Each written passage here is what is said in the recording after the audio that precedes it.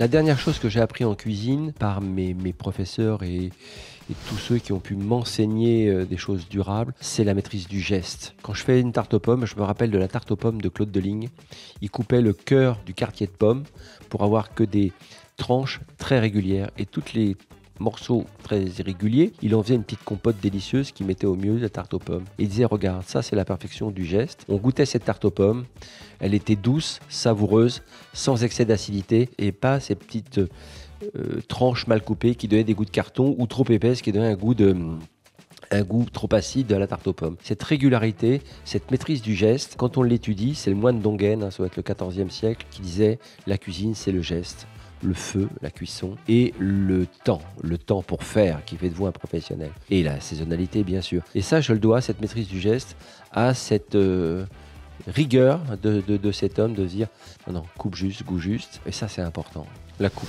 Je ne peux pas m'empêcher, une fois par semaine, de faire un exercice de coupe et je ne suis pas toujours très bon. Donc c'est la répétition de l'apprentissage du geste qui fait que vous continuez à maintenir votre savoir-faire dans votre métier. Vous ne pouvez pas vous en passer. Je ne suis qu'un artisan et je mourrai comme un artisan. J'ai besoin de cette répétition. Un grand chef, c'est quelqu'un qui sait ouvrir son esprit à d'autres compétences que simplement celles qui l'a amené au statut de chef. On ne peut pas s'intéresser à l'art de la cuisine sans s'intéresser à d'autres arts. Les sardines à l'huile, ça a été très souvent, pendant les fins de service, le retour à la maison où tout le monde dort, un petit creux et sardines. Et je tiens ça de ma grand-mère, de mon enfance. Il n'y a pas de nostalgie là-dedans. Je trouve que c'est bon, c'est réconfortant. Ça fait partie de mes placards, vraiment.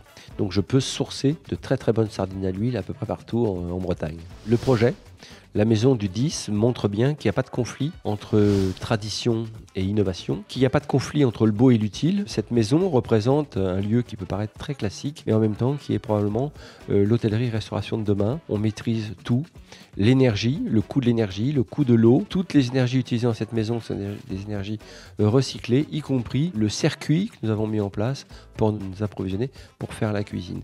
Donc le projet sur le papier était magnifique. La maison ne s'est jamais trahie. Et c'est ça qui est formidable. C'est-à-dire que c'est coûteux de le faire. C'est coûteux de montrer que récupérer les eaux de pluie pour les retravailler, bien oui, c'est coûteux, mais que finalement, cette maison est durable pour des siècles et des siècles. Donc ça, c'est quelque chose qui, moi, me sert de modèle pédagogique aussi pour montrer à l'UMI qu'un hôtel demain, ça aura du sens et un impact social et environnemental, qu'un restaurant demain devra avoir un impact social et environnemental. Pourquoi ? Parce que son modèle économique tiendra sur le coût de l'énergie maîtrisée.